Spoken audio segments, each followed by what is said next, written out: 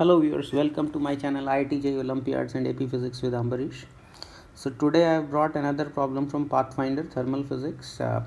Some of my students were facing difficulty with solution of this problem, so I've decided to do this video. Last year also this came in one of our tests and some students faced difficulty in solving this one in the exam, so that's why I chose this problem for doing a video on.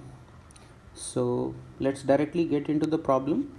So here's the problem statement. Hot water from a reservoir maintained at constant temperature is being added at a very slow and constant rate in a calorimeter initially containing 1 kg of water, okay, at 20 degrees Celsius.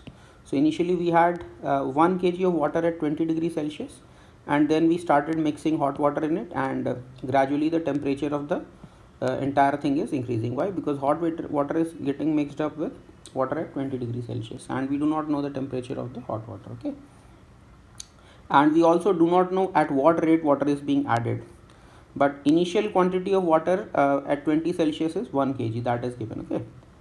The water in the calorimeter is being continuously stirred to maintain its temperature uniform, okay. The graph shows how the temperature theta of water in the calorimeter changes with time. So this is the graph of temperature versus time in the calorimeter. Assuming heat loss to the surroundings and the work done in the stirring process to be negligibly small, find the temperature of the hot water reservoir, okay.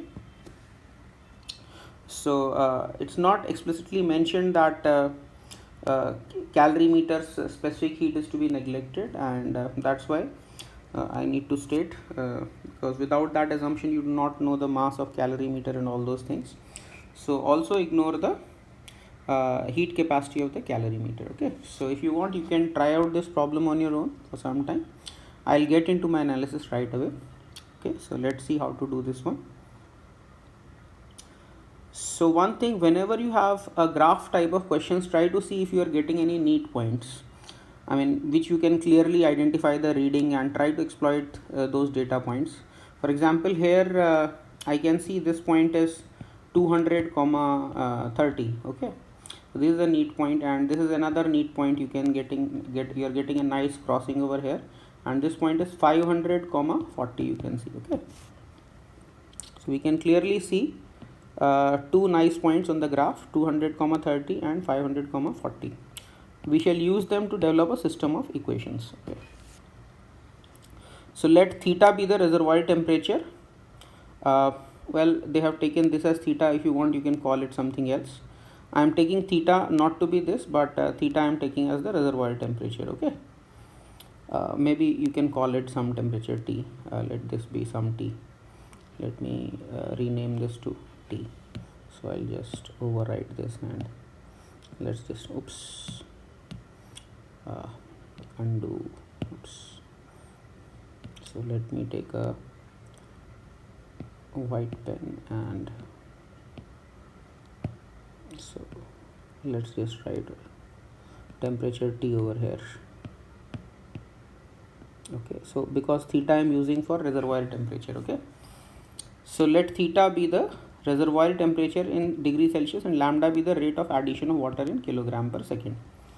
Now since it is water being mixed into water, so what will be the temperature of let's say, if you want to call it the mixture at any time, that will be nothing but weighted average of the amount that you got from the reservoir and what was the initial water, okay. So temperature of any or the mixture at any time would be weighted average of liquid added at hotter temperature and the existing cold water in proportion to the masses, because both are same things, okay, water and water. Otherwise we would have taken the product of masses and heat capacities for proportionality, okay. And since there is no heat loss, the temperature attained upon mixing certain masses independent of the fact whether it was added slowly or suddenly. Although I'm not going to use this fact here, but this is true that it doesn't matter if there is no heat loss, you can add the water slowly or suddenly. The temperature attained will not depend on the rate of mixing, okay. Now using weighted average at point 200, 30, see this temperature is 30 degrees Celsius, and initially we had 1 kg of water at 20 degrees Celsius. So 1 into 20 plus By the time 200 seconds have elapsed, since lambda kg per second is the addition rate, and 200 seconds have elapsed, so the mass added becomes lambda into 200. So lambda into 200 into theta. Theta is the reservoir temperature. So mass of mass of cold water into temperature of cold water plus mass of hot water into temperature of hot water divided by mass of cold water plus mass of hot water. So this weighted average should be 30 degrees Celsius. Okay, this is the first equation. Okay, now let's look at the other neat point, that is 500 comma 40. So using weighted average at 500 comma 40, see, so mass of cold water into temperature of cold water 1 into 20 plus mass of hot water. So by the time 500 seconds have elapsed, the mass added is lambda into 500. So mass of hot water lambda into 500 into temperature of hot water, that is theta, divided by mass of cold water plus mass of hot water.